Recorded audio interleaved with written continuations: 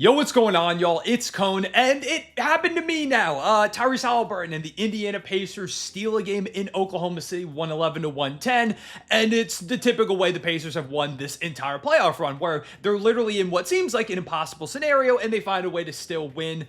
This game, they led for only 0.3 seconds out of the entire night, and it comes after Haliburton hits a pull-up media shot that, legitimately in that type of form, I don't know if I've ever seen him shoot or make before, but he nails it over Casey Wallace. Just genuinely one of the clutchest players and teams I've ever seen, never mind on one specific playoff run. But yeah, the Pacers go ahead and win this one. So let's talk about what happened. First of all, let's start from the Pacers' perspective. The shooting was incredible for them. Again, this is what they've done all playoffs. They're one of the most prolific playoff offenses we've ever seen. And if they wanted to have a chance and ultimately win this series, that was going to have to continue against an amazing defense in Oklahoma City, one of the best we've ever seen. And the Thunder forced a bunch of turnovers, 24 for the Pacers in this game, but 20 or 19 of those came in the first half. So in the second half, they got a lot better at taking care of the ball, started to nail a lot of those shots. I think they went 10 of 20 in the second half from three for 50%. Obi Toppin, 5 threes, 2 for Andrew Nembhard, including a huge one, stepping back over the outstretched arms of Shai, who literally played perfect defense. It didn't matter. 3 from Nesmith, 1 from Pascal Siakam, 2 from Myles Turner, including a bank 3 from the corner, because of course, the Thunder really just let the Pacers hang around way too much. In the first half, when the Thunder were getting all those turnovers, they needed to throw that final punch, put them away, or put themselves up by like 20 points. The biggest Thunder lead in this one was 15.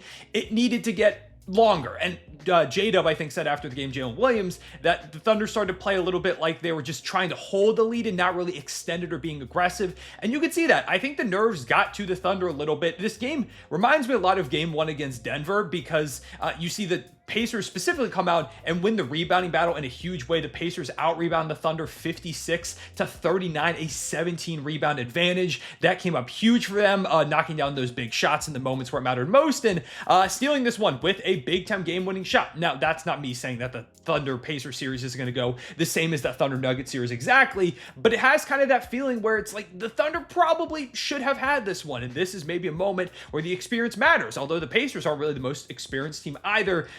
Really, it's just the clutch heroics of this team. Haliburton doesn't even have the craziest game, 14, 10, and 6 with 1 block, 3 turnovers, 6 of 13 shooting for 46%, but he came up when it mattered most. And I do think this is going to be a hard series for Haliburton to have that big-time offensive impact scoring-wise that we've seen at times throughout the playoffs so far, just because this team has way better point of attack defenders. They're way better at walling off on Tyrese. I think for him, it's more so going to come playing off ball, or when he's just getting downhill and making those passes to somebody and then they're swinging over to another person, or just getting a little bit of pressure sent his way because of the threat the Thunder know he is. But if you're expecting Haliburton to put up like 30, 35 points in a game like he did in that one against the Knicks in this series, it's not going to happen, or if it happens, it's only going to happen like once. He's got to find other ways to make an impact, and I felt like he held up pretty solid defensively today. Of course, again, hit that big shot, but really Andrew Nembhard came up so big for the Pacers in this game. They gave him the ball to kind of cook and run most of the offense down the stretch. Again, putting Haliburton a little bit more off ball. Huge move from Rick Carlisle that I think opened up the offense a lot. And Nembhard, whether he was the one scoring or ended up making a pass to somebody else, he was fantastic. Big buckets from Pascal Siakam and Myles Turner. It's just kind of what this team does. TJ McConnell came up huge. 9 points, 4 of 6 shooting. A pretty decent minutes overall from Thomas Bryant, who I didn't think was going to be super playable in this series, but he survived. The Pacers just did it. They just find a way to do it. And it's so crazy now that Haliburton has like 4 all-time playoff moments over the course of one run. It was the game winner and then getting up on the table against the Milwaukee Bucks. It was the shot to beat the Cleveland Cavaliers after all seemed lost. It was the shot against the Knicks to send the game to overtime in the choke. And now here in his first ever NBA Finals game, Haliburton hits, of course, the biggest shot of his career, but it feels like there's still plenty more to come with how clutch he is. Again, I don't know how he was ever voted most overrated, how people don't think this guy is superstar caliber, how people don't think he's in the conversation to be a top 10 player in the sport.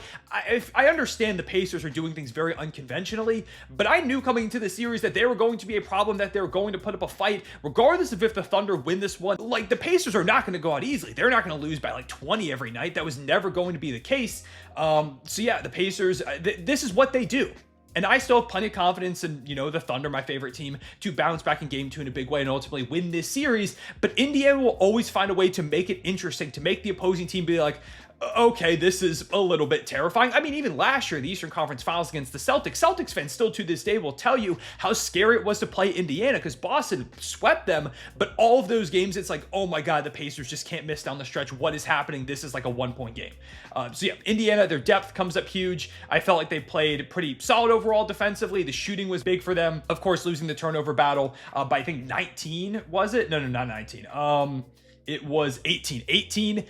And still finding a way to win is huge. It's got to be a big boost of confidence for this Pacers team. OKC has got to respond in game 2. And again, I'm confident that they will, but it needs to come through a few different avenues. First of all, Shai was amazing in this game. He finishes with 38 points, 14 of 30 shooting for 47%, 3 of 6 from 3, 3 assists, 3 steals, 5 boards. Missed a midi at the end that I'm sure a lot of people are going to talk about, but overall in the night was easily the most consistent form of offense, really not even close for the Thunder. 38 points. I believe I saw a stat that's the most points in a finals debut by a player since Allen Iverson in 2001.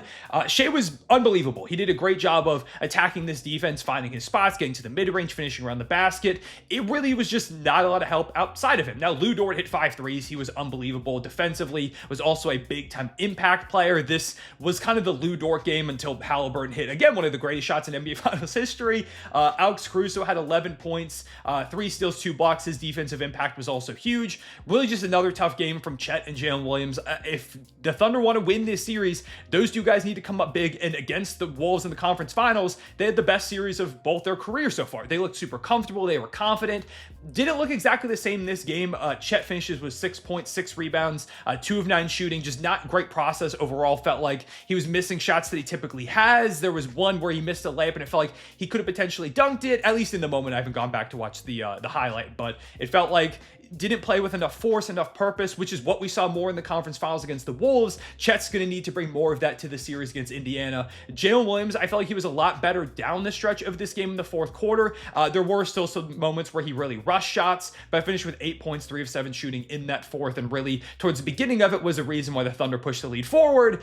Just, I felt like was rushing things a lot. And again, that's something I've talked about throughout this run, is that it feels like when he plays slow at his own pace, takes his time and really works it into his spots, Dub is a lot more effective. When he tries to get downhill and run too much, or, is just trying to bully into the teeth of the defense, which he's capable of because he's strong, he's got that long wingspan, it feels like things can go haywire. Finished 6 of 19 shooting for 17 points, did have 6 assists. I felt like the playmaking was fine, had some really good defensive moments, but overall need a lot more from Jalen Williams and Chet Holmgren. Again, those two guys, like, that's kind of the story for the Thunder. Shai's pretty much always going to give you the production you need. As long as J-Dub and Chet can step up, this team is basically impossible to beat consistently. But rough game from them here makes it a lot easier for the Pacers to make that comeback, so they're going to have to respond going forward. Isaiah Hartenstein, 17 minutes, 3 of 5 shooting, 9 points, 9 rebounds. I thought he was pretty good.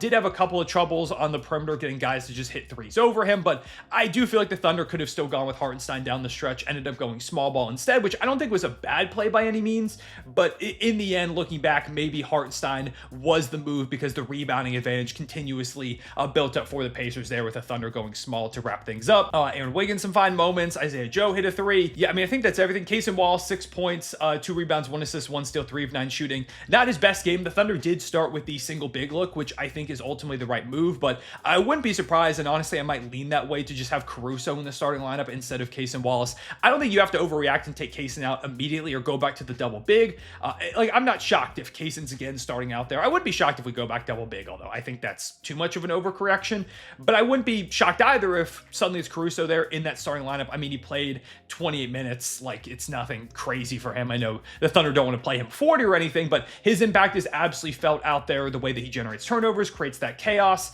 did a pretty good job of scoring overall outside of hitting the threes in this game. I felt like the defense in the first half was really good, fell off a little bit in the second half, but even still, a lot of it was just the Pacers hitting tough shots, and that's what this team does. Is it feels like you have them in a coffin and they literally are just immune to dying. It's ridiculous. Again, I've never seen anything like it. This is the clutchest team I've probably ever watched.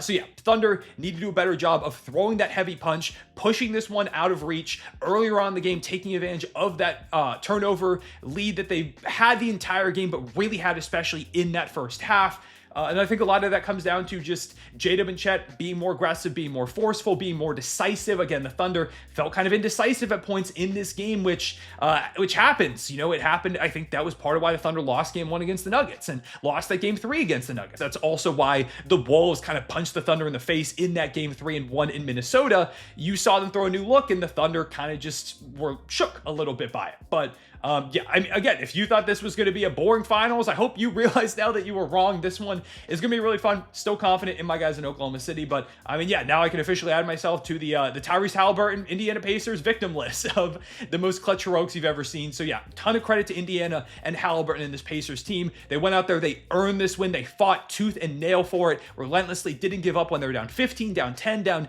9. I think it was like 7 or 5 or something like that with a few minutes to go. This team just never really quits, and they threw the first punch in this series. Thunder have to go out there and respond, confident that they will, but Indiana, it's not a pushover. Never easy when you play this Pacers team. Ever. Not the furthest thing from easy when you play Indiana, especially if you let them hang around in those clutch moments. But yeah, those are kind of my thoughts on game 1 of the NBA Finals. Would love to hear what your takeaways were. What are your thoughts about this Haliburton and Pacers clutch run? Like, what do you feel about this? Do you feel like you're witnessing something all the time? I think you have to say yes. Like, I can't think of any time I've ever seen a guy and a team just continue to put together these clutch moments. I swear Haliburton has never missed a shot when the game is within like the final 5 minutes, within the final 30 seconds, final minute. It doesn't matter. I swear he's never missed. And again, that midi, it was like off balance, and it was over an outstretched arm of a really good defender. He ran up and he pulled up. It was just a crazy shot that I feel like I don't really ever see Haliburton take, and it just doesn't matter. He literally, you want to talk about magnet ball, Haliburton is magnet ball when it comes to those moments. He's just a tough shot maker, clutch player, one of the fastest rising superstars in the league right now. I think anybody who's doubting that Haliburton is a superstar caliber player should be rethinking after game 1 of the finals. But yeah, those are my thoughts. Leave a like and subscribe if you enjoyed. Hit the notification bell so you don't miss out on future videos. One more time, credit to Indiana. That was unbelievable. Thunder fans, if you're freaking out, like, it's a very long series. It was always going to be, it was never going to be a sweep. If you were expecting a sweep, I really can't tell you what you were thinking, but yeah, I'll see y'all later. Real one, stay back.